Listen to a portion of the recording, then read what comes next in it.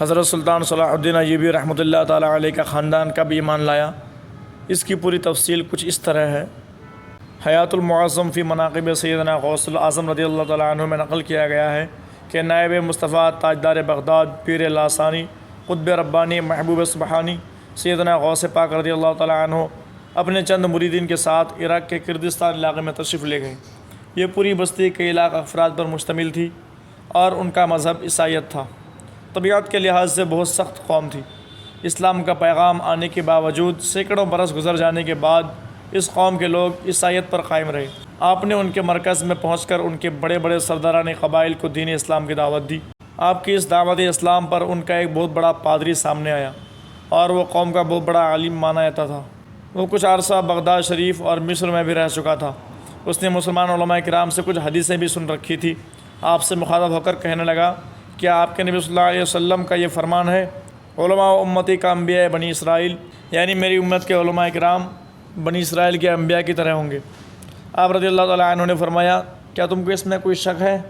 وہ پادری کہنے لگا، حضرت عیسیٰ علیہ السلام جو اللہ کے پیغمبر تھے، ان کو اللہ رب العزت نے یہ معجزہ عطا فرمایا تھا کہ وہ ٹھوکر سے مردے زندہ کر دیا کرتے تھے۔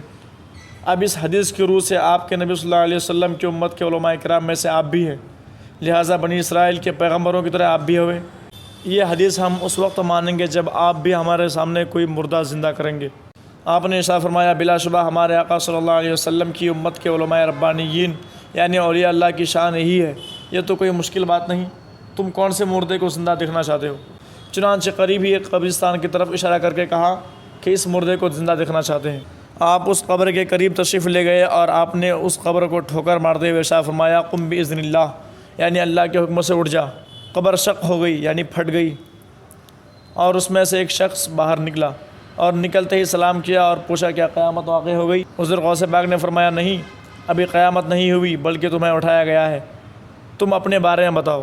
اس نے کہا، میں حضرت دانیال علیہ السلام کا امتی ہوں اور میں ان کے ماننے والوں میں سے تھا۔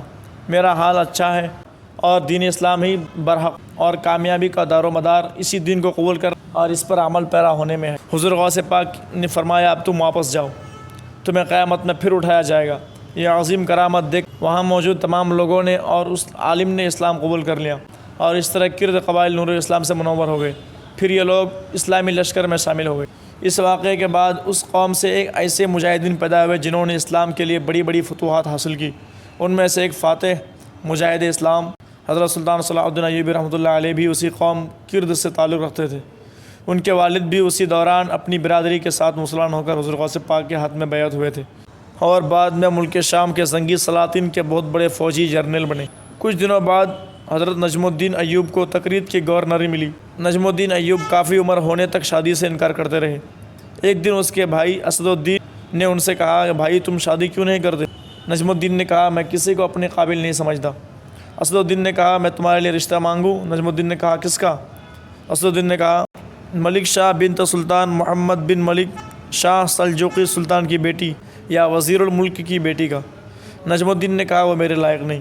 اسد الدین نے حیرانگی سے پوچھا، پھر تیرے لائق کون ہوگی؟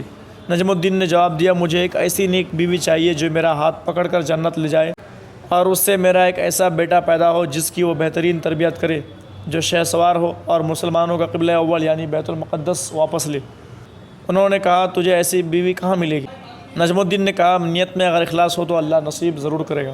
ایک دن نجم الدین مسجد میں تقرید کے ایک شیخ کے پاس بیٹھے ہوئے تھے۔ ایک لڑکی آئی اور پردے کے پیچھے سے ہی شیخ کو آواز دینے لگی۔ نجم الدین سنتا رہا کہ شیخ لڑکی سے کیا کہہ رہے ہیں۔ شیخ نے لڑکی سے کہا کہ تم اس لڑکے کے رشتے کو کیوں مسترد کر دیا جس کو میں نے بھیجا تھا؟ لڑکی نے کہا، اے شیخ، وہ ہمارے مفتی لڑکا واقعی خوبصورت اور رتبے والا تھا مگر میرے لائق نہیں تھا۔ شیخ نے کہا، تم کیا چاہتی ہو؟